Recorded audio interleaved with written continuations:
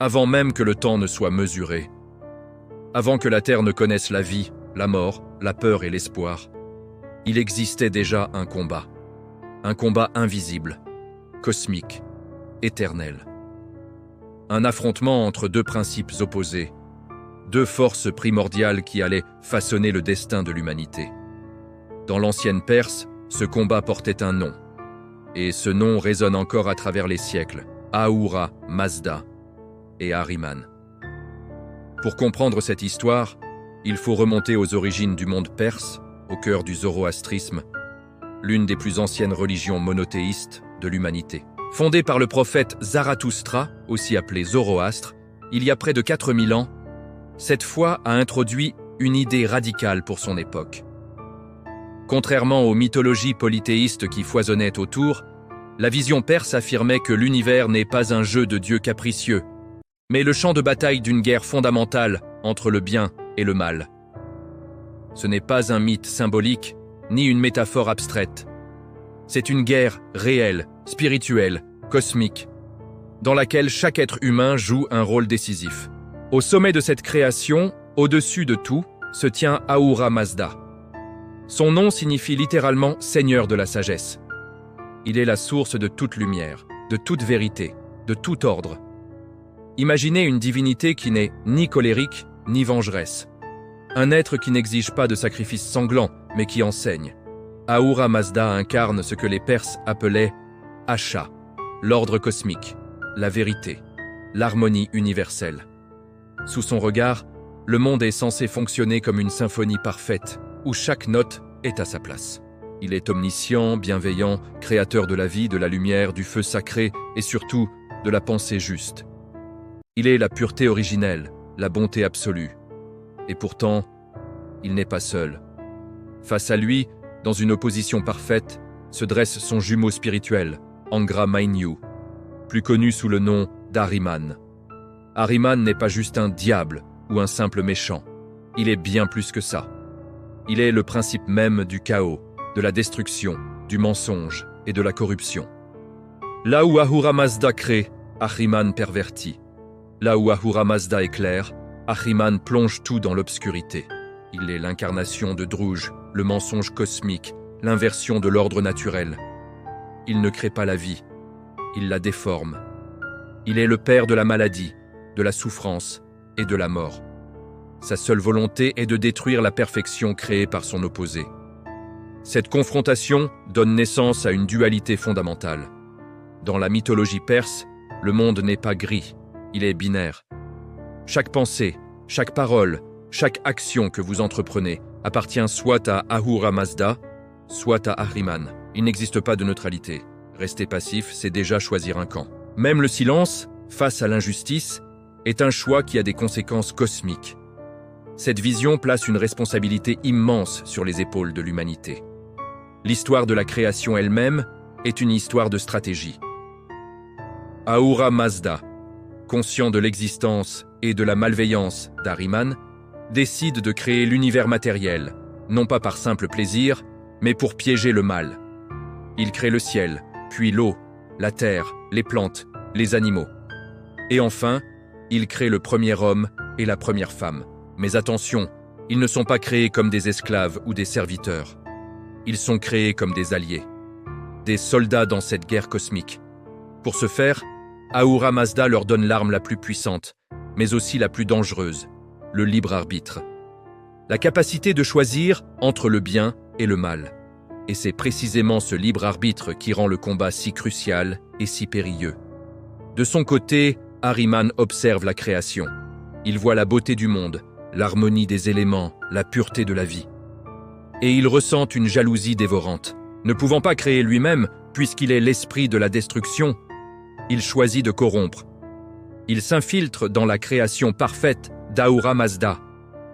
Il libère les maladies sur les corps, la vieillesse qui les affaiblit et la mort qui met fin à leur existence terrestre. Il souffle le doute dans l'esprit des humains. Il transforme la peur en haine, le désir en avidité.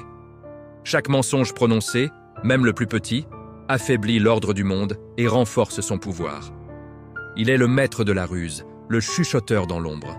Pour lutter contre cette obscurité, les zoroastriens vénèrent un symbole puissant, le feu. Dans le zoroastrisme, le feu n'est pas adoré comme un dieu. Il est respecté comme la manifestation de la présence d'Ahura Mazda sur terre. Il symbolise la clarté de l'esprit, la pureté de l'intention, la lumière de la vérité. Face au feu, le mensonge et la tromperie ne peuvent survivre. C'est pourquoi Ahriman déteste le feu. Il préfère l'ombre, l'ignorance, le chaos silencieux qui s'installe dans les esprits confus. Le feu est l'arme de la connaissance contre l'obscurantisme. Et c'est ici que la mythologie perse devient absolument unique et incroyablement moderne. Le combat entre Ahura Mazda et Ahriman ne se déroule pas seulement dans le ciel, entre des entités lointaines. Il se déroule à chaque instant, à l'intérieur de l'esprit humain. Chaque bonne pensée, chaque acte de gentillesse, chaque parole de vérité renforce Ahura Mazda et l'ordre cosmique. À l'inverse, chaque mensonge, chaque pensée haineuse, chaque acte égoïste nourrit Ahriman et le chaos. Dire la vérité devient alors un acte sacré, un geste de guerre contre les ténèbres. Mentir, même pour se protéger, devient une trahison cosmique. Dans cette bataille, Ahura Mazda n'est pas seul. Il est entouré des Ameshas Penta, 6 entités divines qui sont des émanations de lui-même et représentent les vertus fondamentales. On y trouve la bonne pensée, la vérité, la dévotion, la justice, la perfection et l'immortalité. Chacune de ces vertus combat activement une manifestation du mal. De son côté, Ahriman n'est pas en reste. Il engendre des démons, appelés Daevas, qui sont les incarnations de la violence, de la tromperie, de la maladie et de la destruction. C'est une armée contre une autre, une guerre de valeurs. Cette vision transforme notre perception du monde. Les catastrophes naturelles, les guerres, les épidémies.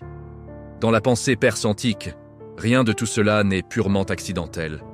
Tout est le reflet d'un déséquilibre dans la grande balance cosmique, une victoire temporaire du chaos sur l'ordre. Mais attention, ce n'est pas du fatalisme. Au contraire, c'est un appel à l'action. L'humanité a le pouvoir et le devoir d'inverser le cours des choses par ses choix et ses actions. Chaque geste compte, et contrairement à de nombreuses mythologies qui se terminent dans un cycle sans fin, le zoroastrisme promet une fin heureuse. Un jour viendra où le mal sera définitivement vaincu. Ce moment porte un nom, Frashokereti, la rénovation finale du monde. À ce moment-là, Ahriman et ses démons seront détruits. Le mensonge, la souffrance et la maladie disparaîtront. La mort elle-même cessera d'exister. L'univers sera purifié et restauré dans son état de perfection originelle. Les âmes de tous les humains seront alors jugées, non pas sur leur richesse ou leur pouvoir, mais sur la somme de leurs pensées, de leurs paroles et de leurs actions. Ce jugement final est symbolisé par un passage magnifique et terrifiant. Le pont de Shinvat.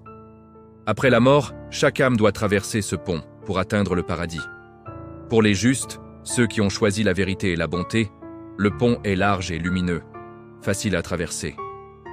Mais pour les menteurs et les méchants, il devient aussi étroit et tranchant qu'une lame de rasoir. Et ils tombent dans l'abîme des ténèbres. Ce n'est pas une punition arbitraire infligée par un Dieu juge. C'est la conséquence naturelle et logique de leur propre choix. Leur vie les a rendus incapables de traverser vers la lumière. L'héritage de cette mythologie est immense. Elle a profondément influencé le judaïsme tardif, puis le christianisme et l'islam. L'idée d'un combat cosmique entre le bien et le mal, la figure d'un adversaire diabolique, la notion d'un jugement final, d'un enfer et d'un paradis, et même la venue d'un sauveur à la fin des temps. Tout cela trouve l'une de ses premières expressions les plus claires et structurées dans la pensée perse antique. Finalement, le message de cette mythologie n'est pas d'adorer des dieux lointains, il est de choisir. Choisir la vérité face au mensonge. Choisir la lumière face à l'ombre. Choisir la responsabilité face à la passivité. Ahura Mazda n'impose rien. Ahriman ne force personne. Le libre arbitre est total.